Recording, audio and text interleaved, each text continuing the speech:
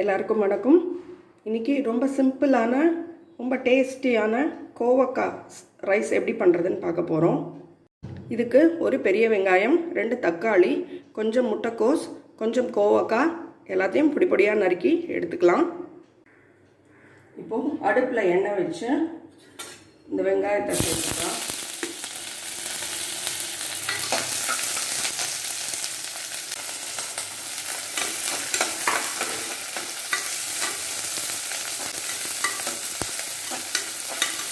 ஒரு பச்சை மிளகாய் சேர்த்துக்கலாம். கொஞ்சம் நறுக்கி வச்ச கோஸை சேர்த்துக்கலாம்.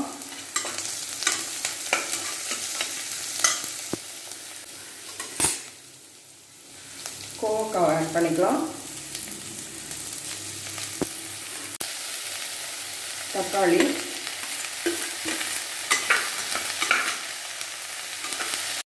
நல்லா வதக்கிக்கலாம். இப்போ தேவையான அளவு உப்பு சேர்த்துக்கலாம்.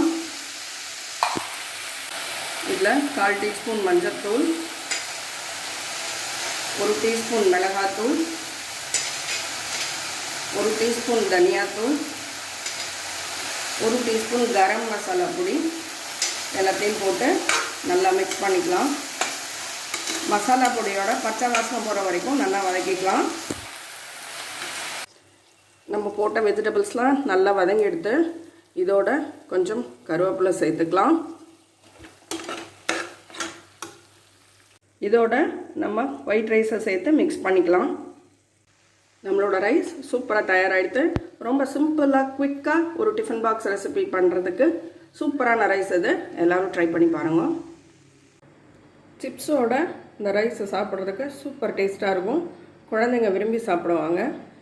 குழந்தைங்களுக்கான ஒரு லஞ்ச் பாக்ஸ் ரெசிபியை எல்லோரும் ட்ரை பண்ணி பாருங்கள். தேங்க்யூ.